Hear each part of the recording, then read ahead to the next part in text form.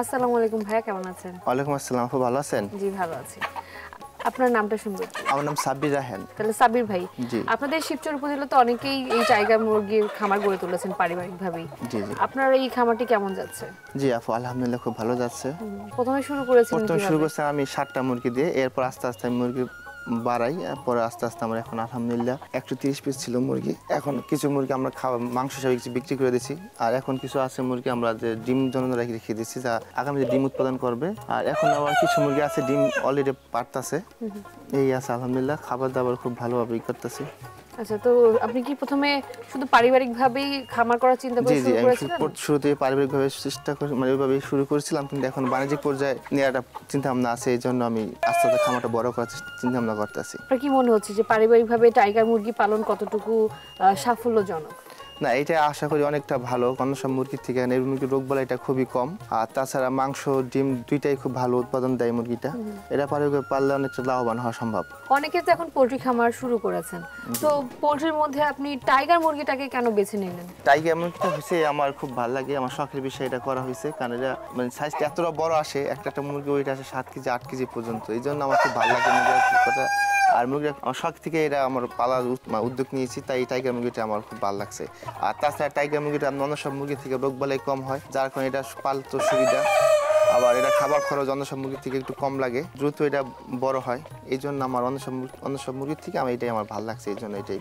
আপনি তো বললেন যে টাইগার মুরগির ক্ষেত্রে খাবার কম, মানে ওরা কম খাবার খায় বা কম খাবার লাগে, তো ওদের সাথে খাবার ব্যবস্থাপনাটা কিরকম? এবং আরো একটা বিষয়, যেটা যেহেতু আপনি পারিবারিকভাবেই খামার করেছেন, বড় পরিসরে যদিও করেননি, তো ভ্যাকসিনের যে ব্যাপারটা, মানে ওদের কি রোগবালাই হয় বা রোগবালাই কেমন হয় ওদের, কম না বেশি?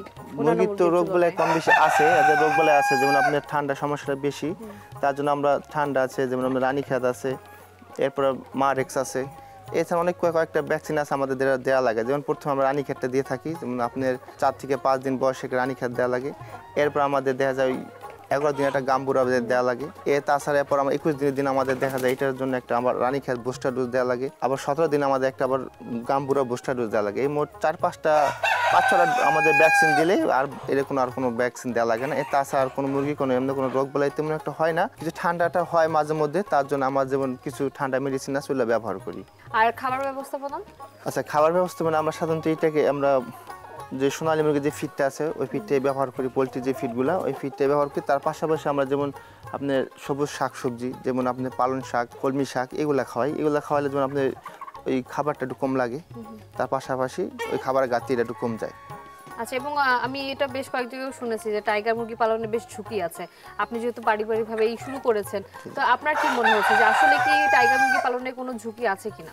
আচ্ছা, নতুন অবস্থায় যদি না বুঝে শুনে করে তাহলে তো সব কিছুতে ঝুঁকি থাকে। এটা যদি আগে থেকে ছোট পরিসরের যুবনয়ন থেকে ট্রেনিং নিয়ে করা হয় তাহলে সেক্ষেত্রে ঝুঁকিটা কম থাকে। সেক্ষেত্রে আমরা যুবনয়ন থেকে এটা প্রশিক্ষণ নিয়েছিলাম ছোট পরিসরে, সেই ক্ষেত্রে আমার আশা করি ওই দিক থেকে অনেক কিছু শিখছি, আর সেই জন্য আমার আশা করি তোমার ঝুঁকি নাই। আর যারা করতে চায় আগে পরে যারা পুরান খামার আছে তাদের সাথে পরামর্শ করে করলে এই ঝুঁকিটা কম থাকে। আচ্ছা, এবং এবার বলেন, আপনি যে টাইগার মুরগি কি শুধু মাংস উৎপাদন মানে জন্যই আপনি বিক্রি করছেন, নাকি ডিম থেকে বাচ্চাও? না, আমি মাংস পাশাপাশি আমি ডিম থেকে বাচ্চা উৎপাদন করছি, আর আমাদের এখান থেকে বাচ্চাও ডিম থেকে বাচ্চা ফুটিয়ে বিক্রি করি। যাদের লাগবে বাচ্চা তারা আমার এখান থেকে নিতে পারবে, কোনো সমস্যা নেই।